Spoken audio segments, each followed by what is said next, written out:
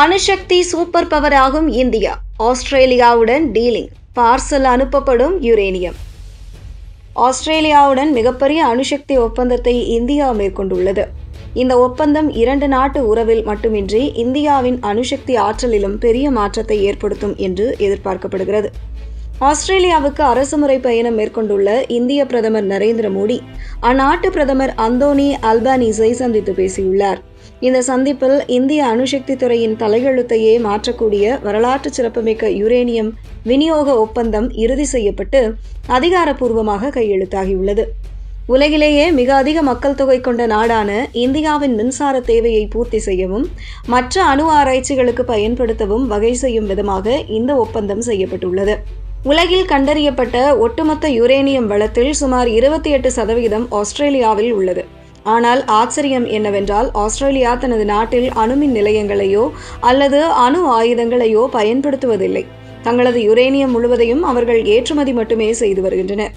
140 கோடி மக்களை கொண்ட இந்தியா வரும் 2047 ஆண்டிற்குள் சுமார் 6 கோடி வீடுகளுக்கு மின்சாரம் வழங்கும் நோக்கில் மின்சார திட்டங்களை வகுத்து வருகிறது. இதற்காக மத்திய அரசு 100 கிகாவாட் அணுமின் திறனை எட்ட இலக்கு நிர்ணயித்துள்ளது. கடந்த 10 ஆண்டுகளில் இந்தியா தனது அணுசக்தி உற்பத்தியை 2 மடங்காக உயர்த்தி இருந்தாலும் நாட்டின் ஒட்டுமொத்த மின் உற்பத்தியில் அது வெறும் 3% வகிக்கிறது. அணு உலைகளுக்கு தேவையான யுரேனியம் இறக்குமதியில் இருந்த உலகளாவிய சட்ட சிக்கல்கள் காரணமாக இந்தியா யுரேனியம் இறக்குமதி செய்வதில் சிக்கல் நிலவியது. தற்போது ஆஸ்திரேலியாவுடனான இந்த ஒப்பந்தம் அந்த பற்றாக்குறையை போக்க உள்ளது. ஏற்கனவே அணு ஆயுத பரவல் தடை சட்டத்தில் ஆஸ்திரேலியா கையெழுத்திட்டுள்ளது. இந்த சட்டம் அமெரிக்கா, சீனா, பிரிட்டன், பிரான்ஸ் மற்றும் ரஷ்யா ஆகிய 5 நாடுகளை மட்டுமே அணு ஆயுத நாடுகளாக அங்கீகரிக்கிறது. இதில் கையெழுத்து இடாத இந்தியா போன்ற நாடுகளுக்கு யுரேனியம் விற்க ஆஸ்திரேலியா நீண்ட காலமாக மறுத்து வந்தது. 1967 ஜனவரிக்கு முன்பாக அணு ஆயுத சோதனை நடத்திய நாடுகளை மட்டுமே இந்த சட்டம் அங்கீகரிப்பதால் இது ஒருதலைபட்சமானது என்று கூறி இந்தியா இதில் கையெழுத்திடவில்லை. இந்தியா தனது முதல் அணுசக்தி சோதனையை 1974 பின்னர் 1998 நடத்தியதால் சர்வதேச தடைகளை எதிர்கொள்ள வேண்டியிருந்தது. ஆனால் 2008 அமெரிக்காவின் முயற்சியால் அணுசக்தி விநியோக கூட்டமைப்பு இந்தியாவுக்கு சிறப்பு விலக்கு அளித்தது.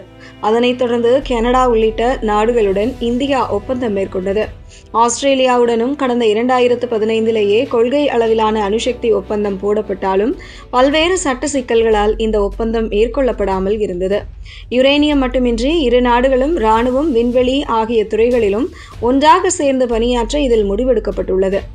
இதன் ஒரு பகுதியாக இந்திய பெருங்கடலில் உள்ள ஆஸ்திரேலியாவுக்கு சொந்தமான கோகோஸ் கீலிங் தீவுகளில் இந்தியாவின் விண்வெளி பயணங்களுக்கு பயன்படுத்தும் விதமாக ஒரு தற்காலிக விண்வெளி கண்காணிப்பு முனையத்தை அமைக்க 2 நாடுகளும் ஒப்புக்கொண்டுள்ளன.